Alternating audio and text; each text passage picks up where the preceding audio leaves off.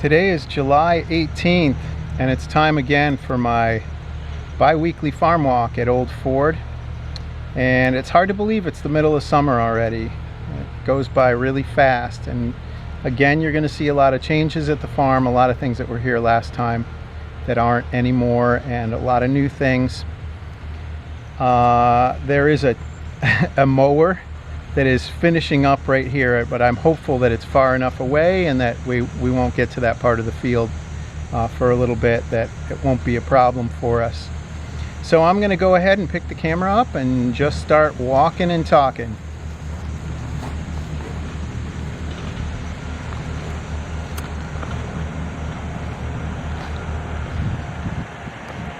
So as usual, we're starting here in the carrot block, and one thing you'll notice is that the field is now planted all the way to the end, and we have a row of beets. This is part of the normal beet succession right here, and then if you look very closely you can probably see these new carrots emerging. They're really small, delicate plants, but this entire piece here is the fall carrot block, and it's now been planted in carrots up to right here, and Becky's going through in between the rows of carrots, which I'm probably far enough away now that you can barely see, but they are just emerging, and she's going through in between the rows and scuffle hoeing, and you can see that in the field where she's gone through in the darker lines. That's between each row of carrots. This section right here is not planted yet, but this is fall beets, storage beets for winter. And then we've been watching these all year. These are celeriac, celery root, and maybe you can see them starting to expand a little bit. Not really sizing up yet, but that's a crop that takes a long time. Swiss chard continues to grow and continues to be harvested underneath the insect netting. Here's I can't remember what was here, but this will be planted soon to cover crop. There is a row of carrots here, and this is interesting.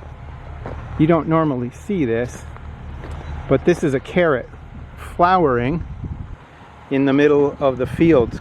Carrots are biennial plants, which means they don't flower in their first year. They grow for a year, they store their nutrients in the carrot as sugar and starch, and then they use those nutrients to send up a new shoot and a flower. But for some reason this one is either confused, or it's a carrot that was here from a couple of years ago that has decided to send out its flower. So that's what a carrot flower looks like. This is probably older, an older planting of carrots or something. I can't remember what was here. We could go back to the old videos and find out. You can see the dill here starting to flower. This is just an old planting of dill, and you can also see Sam trying to catch a ladybug. It's a problem on the. Oh, it's not a ladybug. What is it? A Japanese beetle. Oh, it's a Japanese beetle. Japanese beetles are a big pest here, and they're especially problematic on basil. I know. And then we have beets, and throughout this whole block you can probably see that there are a mix of carrots, beets, and cilantro and dill that are mixed in, planted every couple weeks or every few weeks depending on which crop it is. And wow, look at our squash block. You may have seen the previous video where we planted this. That was, I believe, 6 weeks or a month ago, and it is really, it's a carpet now of winter squash. And they are not producing fruit yet probably, but they are flowering, which is the precursor to that. So it looks like in some places there may be small fruit starting, but I'm not sure. I don't really see any right now.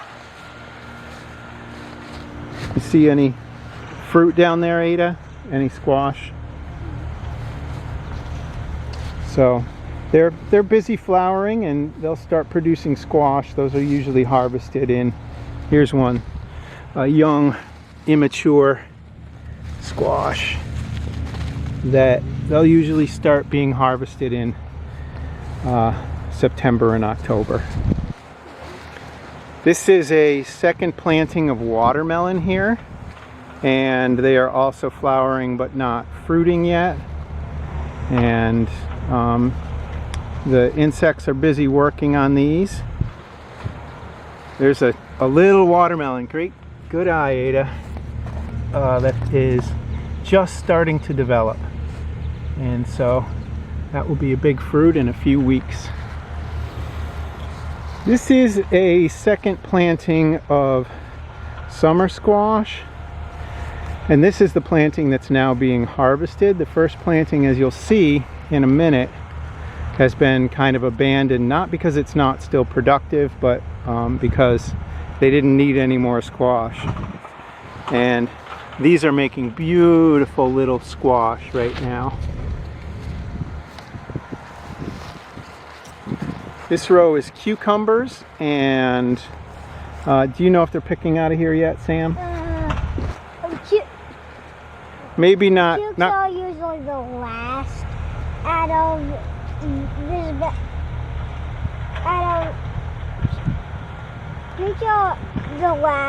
of the summer squash. Okay, so they're probably a little bit behind. Summer squash are usually. Okay, so cukes are a little bit behind summer squash, and the summer squash is just starting in this planting. So these cucumbers are not ready yet. They're still harvesting from the other cucumber planting. Here you can see several different plantings of sweet corn. You can see an older one here, a slightly younger one behind it. In the front of me right here, a slightly younger one, and behind that, an even younger planting. So that way, sweet corn, when it's ready, it's ready. And it's about you have a couple days or a week when it's kind of in its prime, after the silk. And here comes the tractor. So you can see that the corn is starting to silk now, and it's this silk is the female part of the plant. Yeah, sure. So, and this is how it goes. So these things here, when this comes out, these go and drop into here, and then it sucks them down into this, which will be the future. Great, Sam. Yeah, so this is the male part of the plant, and it produces pollen, which drops onto the female part, the silk, and then the pollen makes its way down through each of those silks into the cob, fertilizing each individual kernel. And so every kernel that you have on a corn cob is a fertilized seed of the corn that's been from one individual pollen grain falling down onto it. So unlike most of our vegetable crops, corn is actually wind pollinated. Oh wow, look at these watermelons. Look at this guy right here. So these watermelons were probably planted I don't know, 2 weeks earlier than the ones that we just looked at. Careful. And you can see how much bigger these watermelons are. Some beautiful fruits on here. That's gorgeous. And all through here there are watermelons starting to grow. It's surprising that a watermelon can hide, but they really do that in the dense foliage of the watermelon vine. This is the older planting of summer squash that I was talking about, and you can see they're still producing prolific fruit, but she's just letting these go because the new planting is starting and they don't need the fruit from this old planting. So here's yet another succession of sweet corn. As I was telling you, with sweet corn, it's great to have, if you want to have it throughout the summer, like with a CSA, you only pick up once a week. So if you want people to be able to pick up sweet corn more than once, you have to have multiple plantings of corn. And even though that's a pain in the butt, that's what they do here.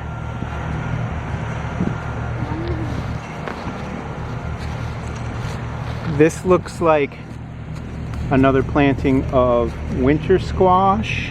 No, it's summer squash. That's summer squash? Okay, so yet another planting of summer squash that will be ready a month from now or something.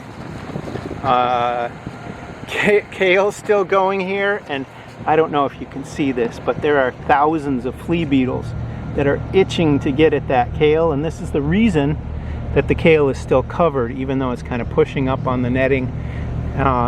It's important because flea beetles will bite little holes in the kale and make it look awful and get kind of tough.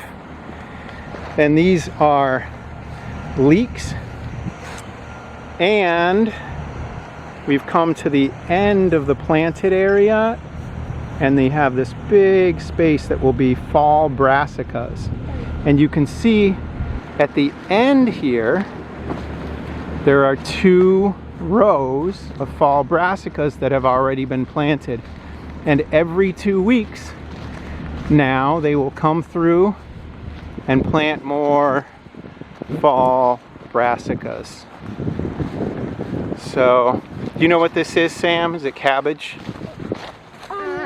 Yeah, this is red cabbage. Okay, so this This is red cabbage. this is red cabbage, Over there, I think. And in the back is a green cabbage. red cabbage and green cabbage that's been planted in this bed. And you can see a little plant right there. It gets transplanted, so they're, you know, a couple fingers high by the time they go in, and then down toward the end of the bed is green cabbage. So let's swing around, and we got a tractor coming again, but we will start in the tomatoes. So here we are in the tomato block, and I saw Becky putting this last line of string on this morning. So they continue to be trellised. This may be the last one, and now that they're kind of at the top of their posts, they'll just kind of droop over. But keeping most of the tomatoes off of the ground, the tomato plant just wants to flop over onto the ground. And tomatoes are close.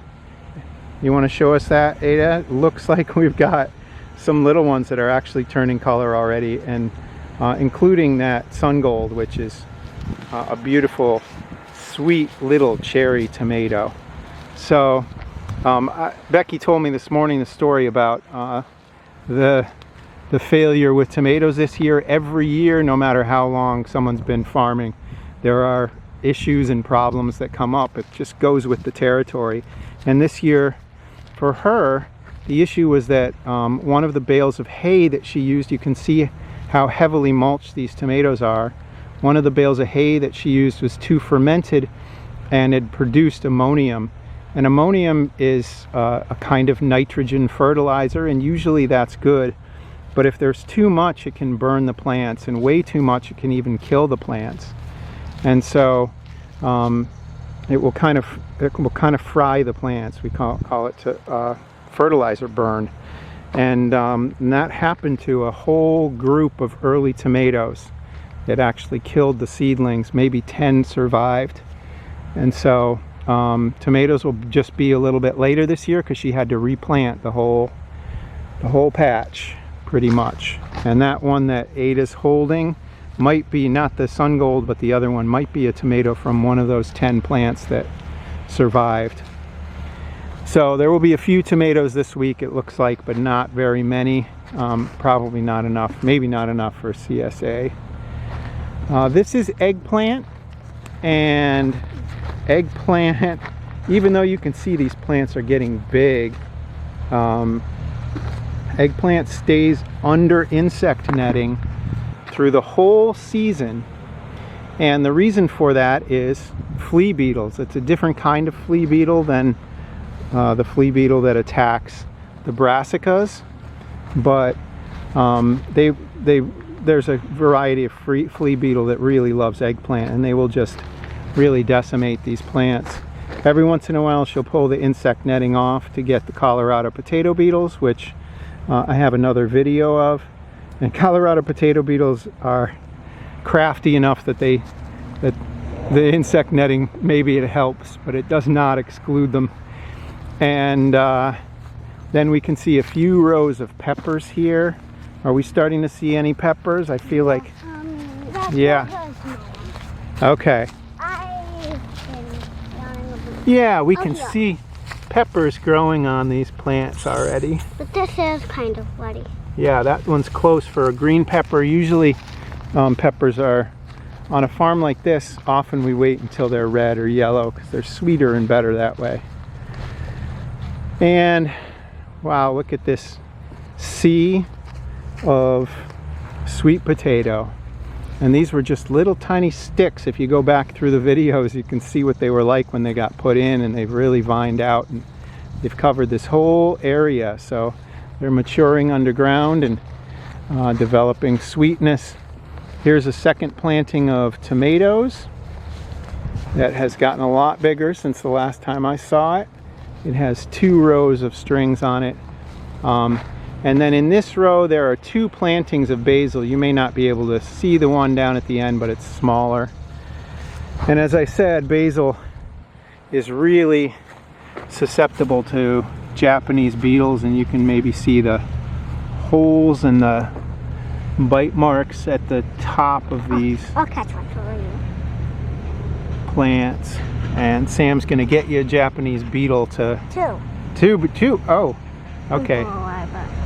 So they're pretty beetles, but they can be very destructive. And this is what And that's what they do to the leaf. And I don't know if you can see that, but Sam has a beetle in his fingers. They're kind of shiny, metallic beetles. All right, and the next crop here is potatoes. And I talked to Becky about this morning. It's interesting.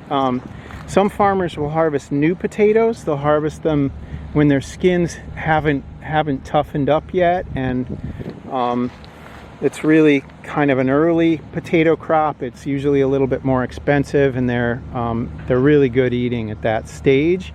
And that's about where we are with these potatoes now.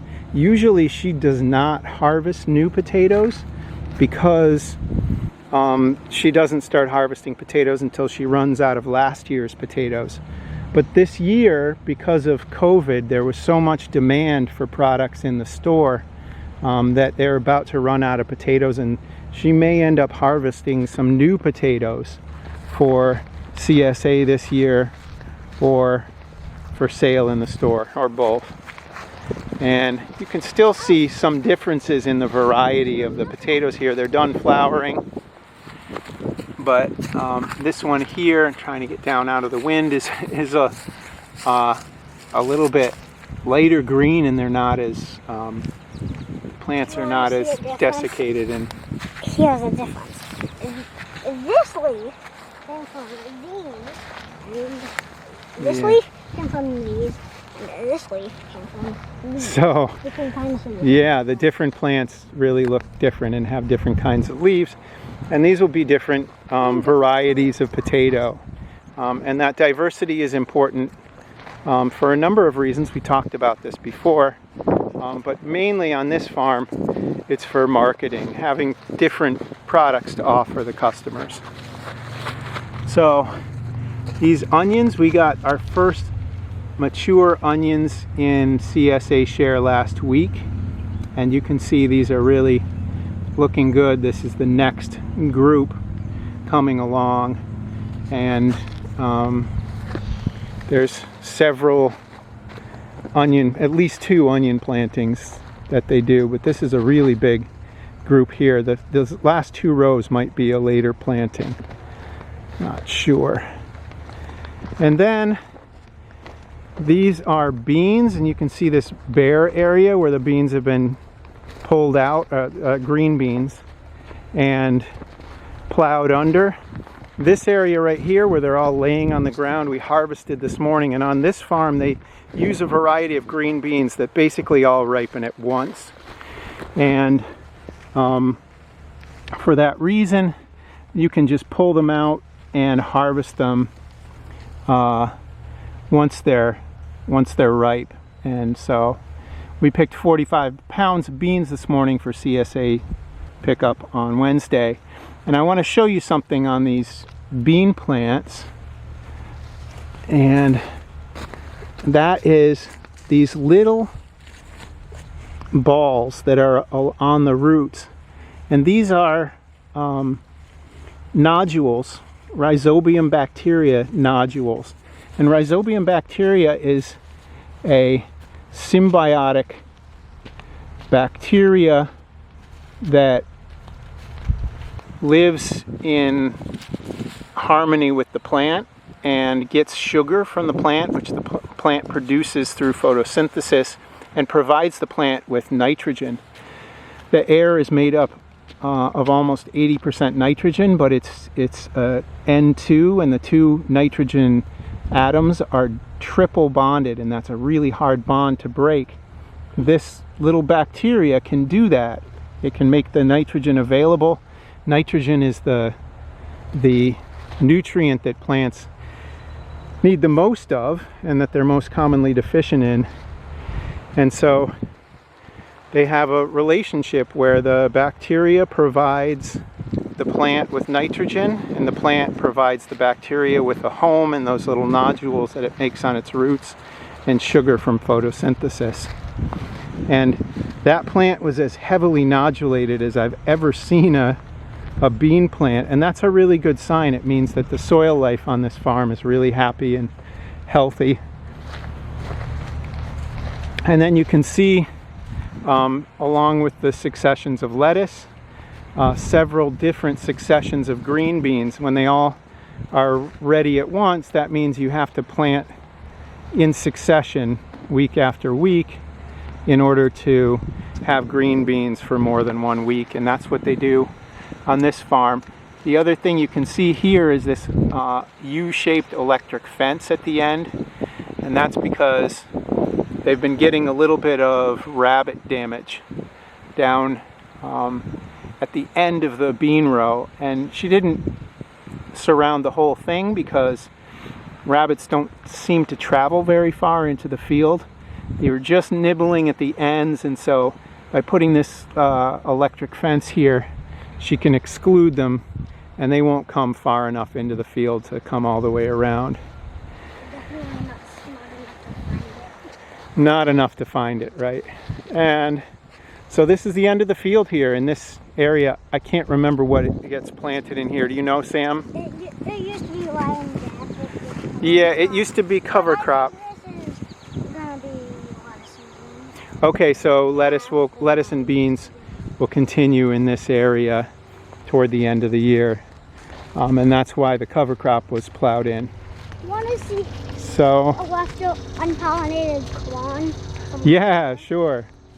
So there's still a planting of corn to go in, and you can see that in the transplant tray right here. We transplant sweet corn, and so it's starting to root through the bottom, and that's why when it goes into the field, in addition to the transplant shock that it gets, they're a little bit outgrowing their pots here, and so They'll be a little nutrient deficient when they first go in, but they'll recover from that fairly quickly. And then all of these here are brassicas that, well, most of them are brassicas that will end up going into that brassica block at the end, and then future plantings of lettuce. All right, so that wraps it up. Any final words, Sam or Ada? Well, and I also just wanted to show you. This is what an unpollinated corn. Oh, is that an unpollinated corn cob from last year? It didn't actually ever develop kernels? It used to be, corn used to be in the beans, so that's why I found it. Oh, okay. All right, well, thanks guys for traveling with me this week and for filling in the blanks when I couldn't remember what was going on or I didn't know. Bye.